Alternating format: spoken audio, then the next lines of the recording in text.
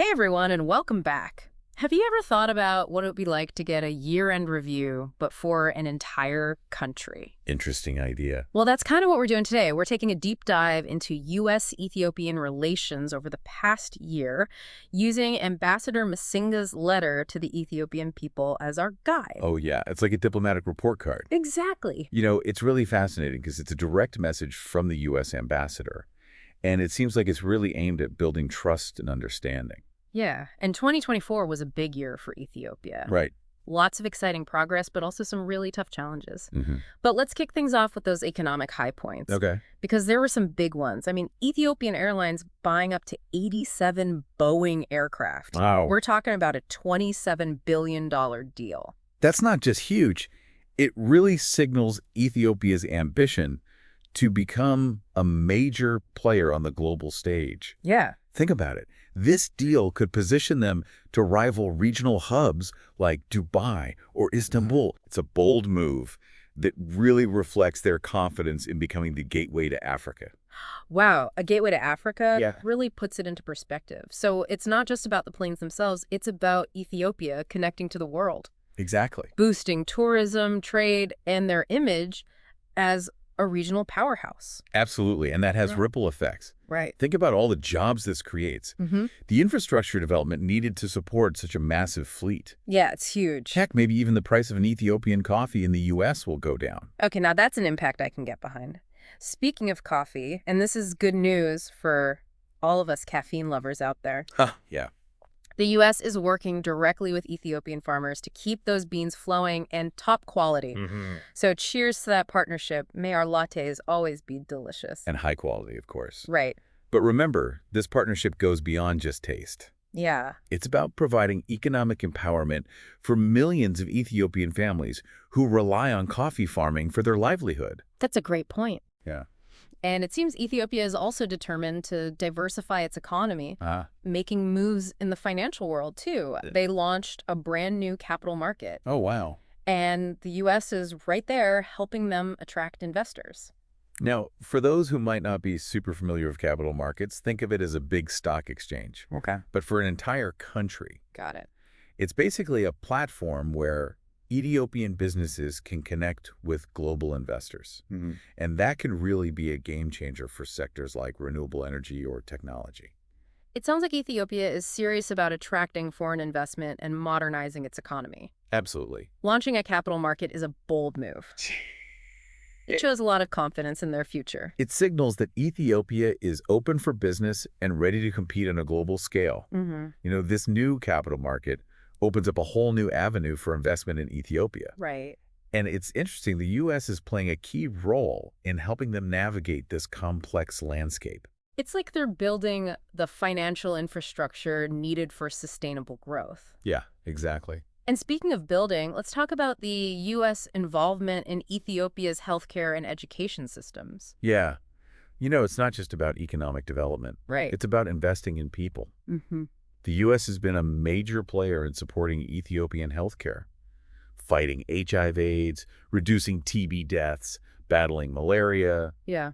basically saving lives. Saving lives. That's what it's all about. Yeah, It's amazing to see how healthcare initiatives can have such a tangible impact. absolutely. And the numbers really highlight that Yeah. life expectancy in Ethiopia has jumped a staggering 17 years since 2000. Wow. 17 years. That's a powerful testament to the effectiveness of these healthcare initiatives. That's incredible. And it's not just healthcare. Right. The U.S. is focusing on education, too, especially for young kids and those with disabilities. Yeah. They're even helping Ethiopian universities become more independent. You know, this highlights the long-term vision Mm. of U.S. involvement in Ethiopia. Yeah. It's about equipping Ethiopians with knowledge and skills, building a brighter future, investing in their potential. They're not just addressing immediate needs. Right. They're setting the stage for long-term growth and development. That's a really important distinction. Yeah. But, you know, it's also important to acknowledge that Ethiopia has faced some serious challenges.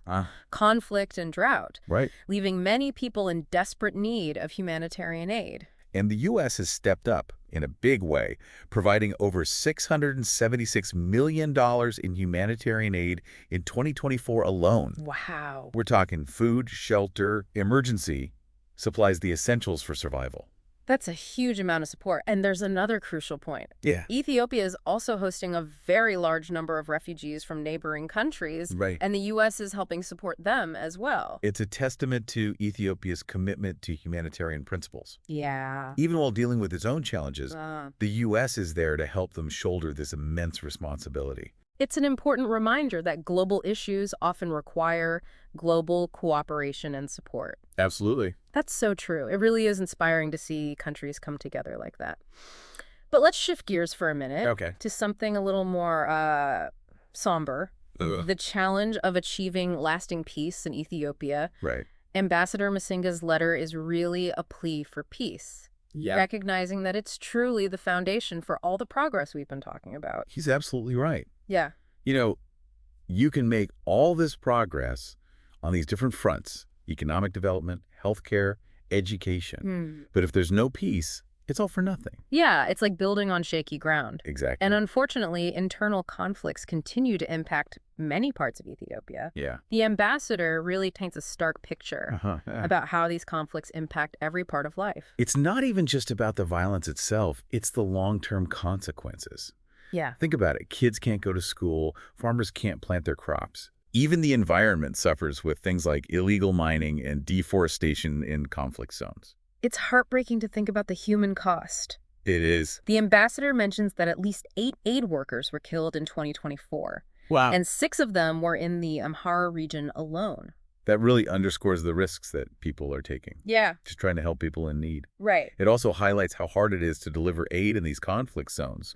I mean, if it's not safe for the aid workers, how are they supposed to reach the people who need the most? It's like a vicious cycle. Yeah. The conflict creates a need, but then makes it harder to address that very need. It is. It's really frustrating for everyone involved. It really is. The ambassador also points to the role of divisive rhetoric in fueling these conflicts, both within Ethiopia, but also from outside actors. Yeah, he's calling out those who spread these harmful narratives that deepen divisions. It's a tough issue to tackle, you know? Yeah. It's like trying to put out a wildfire with a garden hose. Huh. So how do you even begin to counter such deeply ingrained rhetoric? It is a complex challenge. Yeah. You know, how do you promote alternative narratives? Right. Create spaces for dialogue, find that common ground. It's a long and difficult process. Yeah, it sounds overwhelming, but awareness is the first step, right? It is. The ambassador calling it out is crucial. What next? How do you actually amplify the voices of peace and reason? Well, that's where the U.S. involvement comes in, right? Exactly. They're actively trying to nudge things in the right direction. Yeah. They're supporting peace talks between the government and armed groups in Amhara and Oromia. They're also backing that disarmament, demobilization, and reintegration process, the DDR process. Right. So it's not just about talking peace. It's about providing concrete support to help people rebuild their lives. Yeah. Create a more stable future. And the ambassador specifically highlights the Peace Council in Amhara as a potential starting point to address that conflict in that region. Yeah. It seems like they're really focused on local initiatives. Right. Bottom-up approaches to peace building. Which makes a lot of sense. It does. Instead of forcing a top-down solution. Right. It's more sustainable to empower local communities to find their own path to peace. Absolutely. And he mentions that the U.S. is providing $16.4 million to fund that DDR program. Oh, wow. As well as efforts to support people being able to create livelihoods in conflict-affected areas. So they're putting their money where their mouth is. You could say that. Investing in long-term peace and stability. It's about recognizing that peace and security and economic development and education, they're all connected. Yeah. And when people have hope for a better future, when they see opportunity for themselves and their children, they're less likely to resort to violence. It's all part of the same puzzle. And it's clear that Ambassador Massinga isn't shying away from the harsh realities. No, he's not. He acknowledges that conflict has a devastating humanitarian toll. He acknowledges the challenges of reaching those in need and the need to address the root causes of instability. And he's realistic about the long road ahead. Yeah. You know, he points out that there have been some encouraging signs, like the start of that DDR process. Yeah. But he emphasizes that it requires continued commitment from all sides. It's not a quick fix, that's for sure. No. It's about building trust, fostering dialogue, addressing grievances in a way that leads to lasting peace. And the U.S. seems committed to playing a long game here. Absolutely. But he's also calling on others to step up. Yes. As Whether that's supporting peace talks, Mhm. providing humanitarian assistance, Right. or speaking out against divisive rhetoric. This is shared responsibility. He's basically saying that peace in Ethiopia isn't just the responsibility of the Ethiopian government Yeah. or of the U.S., it's everyone's responsibility. And, it's not just about Ethiopia. Right. It's about the stability of the whole region. Mm-hmm. He says that Ethiopia needs peace at home so that it can effectively project peace across the region. That's a really important point. It reminds us that peace, just like conflict, can be contagious. Exactly. If Ethiopia can find that path to lasting peace, it could really have a ripple effect across the Horn of Africa. Absolutely. Yeah. He even cites a positive example, Ethiopia and Somalia moving past tensions with that December 11th declaration in Ankara. Right. They're encouraging intensified cooperation on mutual security, Yeah. especially in combating al-Shabaab. That's huge considering the history of conflict between those two countries. It is. And it shows that progress really is possible, It does. even in the most challenging of circumstances. Yeah, it's encouraging for sure. Mhm. And it highlights the potential for regional cooperation when it comes to addressing shared challenges, Right. like terrorism and instability. It's like Ambassador Massinga is weaving a tapestry, Yeah. bringing all these different threads together to paint a bigger picture. He's really inviting us to appreciate that complexity, Yeah. to recognize that all these issues are interconnected, Right. and to see the potential for positive change. And what's really striking, I think, is that he's not just addressing diplomats and policymakers. He's Oh. speaking directly to the people of Ethiopia. He is. It's a powerful approach. It is. He's appealing to their hope for a better future, Mm-hmm. their desire for peace and stability, Yeah. and their willingness to work together to create that future. It's a message of hope, but it's also a call to action. Right. It's basically saying, we're here to support you, but ultimately it's up to you to create the Ethiopia that you want to see.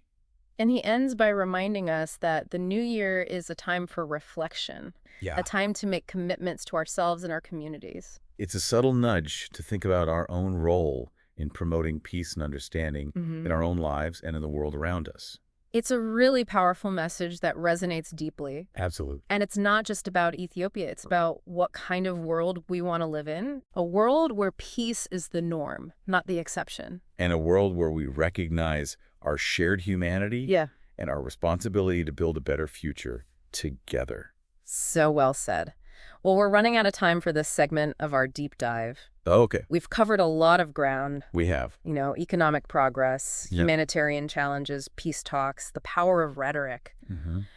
But there's one more crucial piece of this US-Ethiopian puzzle that we really need to examine.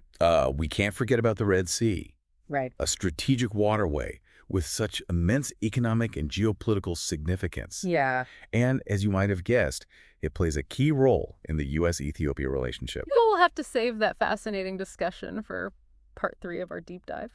Stay tuned. All right, welcome back. Are you ready to dive into these strategic waters of the Red Sea? I am ready to set sail. All right. We've talked about coffee and capital markets, Mm-hmm. healthcare, peace talks. Yeah. Now it's time to explore the Red Sea and why it matters so much to both the U.S. and Ethiopia. It's fascinating. And I think an often overlooked aspect of this relationship. The Red Sea is this vital shipping route, Right. a hub for international trade. But unfortunately, it's also a potential flashpoint for conflict. It's interesting because the U.S. doesn't even have a coastline on the Red Sea. Right. So why should they care so much about what's happening there? That's a great question. It all comes down to global interconnectedness, right? The Red Sea is this crucial artery for global trade, Yeah. connecting Asia, Europe, and the Middle East. Wow. Think of it like a major highway. Okay. But for ships, carrying everything from oil and gas to consumer goods. So if there's disruption in the Red Sea, it impacts supply chains and economies all over the world? Exactly. And, those supply chain issues we saw during the pandemic, Oh, yeah. those really highlighted just how reliant we are on these smoothly functioning global trade routes. Absolutely. And for Ethiopia, a landlocked country, access to the Red Sea is absolutely essential for their economic development. It is. They need a reliable way to get their goods, like all that delicious coffee we were talking about, Exactly. out to international markets. So it seems like both the U.S. and Ethiopia are on the same page when it comes to the Red Sea. They are. They both want peace and stability in the region. In theory, yes. Okay. But things get a little more complicated when you factor in the other players in the region Right. and all their competing interests. It's like this geopolitical chess game. Okay, so let's unpack this chess game a bit. Right. Who are the major players we need to be aware of in this Red Sea power struggle? Well, you've got major regional powers like Saudi Arabia, Okay. Egypt, and Iran, Mm-hmm. all vying for influence. And then you got non-state actors like the Houthis in Yemen, Right. who have actually launched attacks on shipping in the Red Sea. So it's a pretty volatile mix. It is. And the U.S. is trying to navigate all of this, balancing their own interests with their commitment to Ethiopia. It's a delicate balancing act, for sure. You know, they want to promote stability, freedom of navigation, but they also want to support Ethiopia's access to the sea. Right. It's a tricky situation. Ambassador Massinga actually addresses this directly in his letter. He does. He reaffirms the U.S. commitment to ensuring that Ethiopia has unfettered commercial access to the Red Sea. That's a strong statement, Yeah. and likely not appreciated by some of those other regional players. Uh-huh, right? It shows that the U.S. is willing to stand up for Ethiopia's interests, even if it ruffles a few feathers. It seems they're not just talking the talk, they're walking the walk. Right. Ambassador Massinga mentions efforts to prevent the Houthis from partnering with al-Shabaab, Oh, yeah. which we discussed earlier. Right. That's a major security threat in Somalia and the Horn of Africa. Yeah, and it illustrates how interconnected those security challenges are in this part of the world. Yeah. You know, what happens in Yemen can directly impact Somalia and Ethiopia. Right. And the U.S. is really trying to address these threats holistically. It's like a domino effect. It is. Instability in one country can easily spill over into neighboring countries. Yeah, so what's the bottom line here? Right. What should we be paying attention to when it comes to the Red Sea and US-Ethiopian relations? Well, that's a good question. I'd say keep an eye on a few key things. Okay. First, the conflict in Yemen and the Houthis' ability to disrupt shipping in the Red Sea. Second, any U.S. efforts to counter Iranian influence in the region, Right. which often puts them at odds with countries like Saudi Arabia. Yeah. And third, any developments that could threaten Ethiopia's access to the Red Sea, whether that's from piracy, Right. terrorism, or political instability in neighboring countries. So basically keep an eye on everything. Haha, yeah, it sounds pretty complicated. It is complex, but it's also incredibly important. You know, the Red Sea is this microcosm of global geopolitics. Economic interests, security concerns, regional rivalries, Yeah. all converge in this one strategically important waterway. And for Ethiopia, it's more than just geopolitics. It's about their survival. It is. You know, their access to the Red Sea is crucial for their economy, their development, their very future. I think that's a really important takeaway. So the next time you hear about the Red Sea in the news, remember its significance, not just for the countries that border it, but for the entire world. Right. And especially for landlocked countries like Ethiopia, who really rely on it as their lifeline to global trade.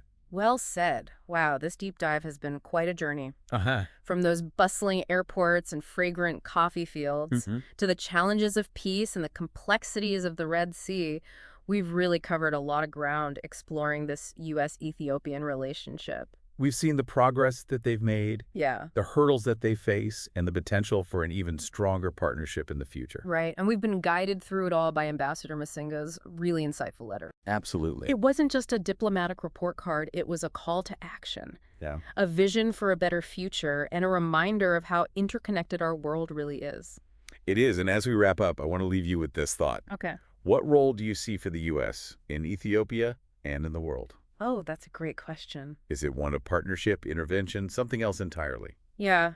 There are no easy answers, No. but it's definitely a question worth considering. It is. As we all try to navigate this constantly shifting landscape of global affairs. Absolutely. And as always, we encourage you to stay curious. Yes. Stay informed and stay engaged. Yes. There's a whole world of fascinating stories out there just waiting to be explored.